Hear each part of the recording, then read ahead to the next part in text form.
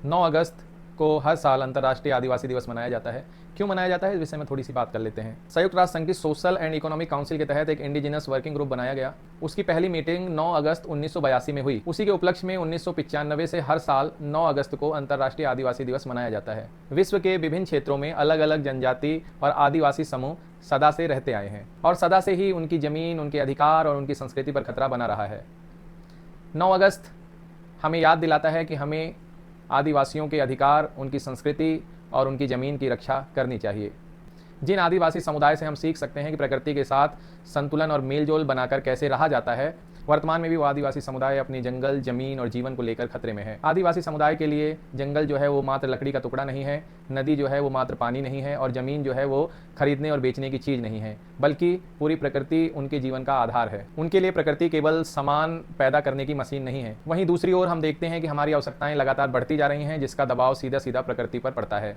हमें बताया जा रहा है कि खूब खरीदारी करो, नया फ़ोन खरीदो, नए कपड़े खरीदो, नया घर खरीदो, लेकिन हम नहीं जानते कि इनके पीछे है खनन, इनके पीछे है ज़मीन, इनके पीछे है पानी, इनके पीछे है ऊर्जा और इनके पीछे है अंततः बहुत सारा कचरा। हमें बता दिया गया है कि जिसके पास जितना पैसा है, जिसके पास जितना सामान है और जो जितना ज़्यादा कंजम्पशन कर सकता है, भोग कर सकता है, वो उतना सफल है। कंजम्पशन को सफलता और विकास का मानक बना दिया गया है। हम इस बात से अनजान हैं कि हम लगातार बड़ी तेज़ी से 6th मास एक्सटेंशन की ओर बढ़ रहे हैं और ये जो मास एक्सटेंशन है ये एंथ्रोपोजेनिक यानी मानवकृत है और इसके पीछे है बढ़ती जनसंख्या और सफलता की गलत परिभाषा। सफलता की ये जो परिभाषा बच्चों को दे दी गई है कि आप जितना ज़्यादा कंजम्पशन कर रहे हैं आप उतने सफल हैं, ये गलत परिभाषा भी हमें बहुत तेज़ी से महाविनाश की ओर ले जा रही है।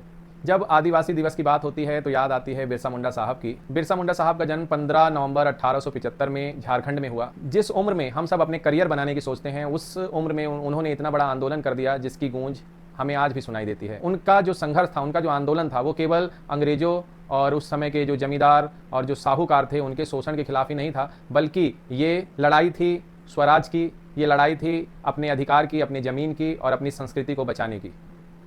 25 साल की उम्र में रांची की जेल में हैजा यानी कॉलरा की वजह से उनका देह अवसान हो गया, लेकिन कई इतिहासकार इस पर एक मत नहीं हैं। बिरसा मुंडा साहब से हमें प्रेरणा मिलती है कि अन्याय के खिलाफ कभी झुकना नहीं है। वहीं आदिवासी समुदाय की जो जीवन दृष्टि है उससे हमें सीखना चाहिए कि प्रकृति के साथ कैसे संतुलन बनाकर जिया जाए, क्योंकि प्रकृति हमसे अलग नहीं है, हम प्रकृति का ही हिस्सा हैं। अगर हम प्रकृति को नष्ट करेंगे तो हम स्वयं भी नष्ट हो जाएंगे।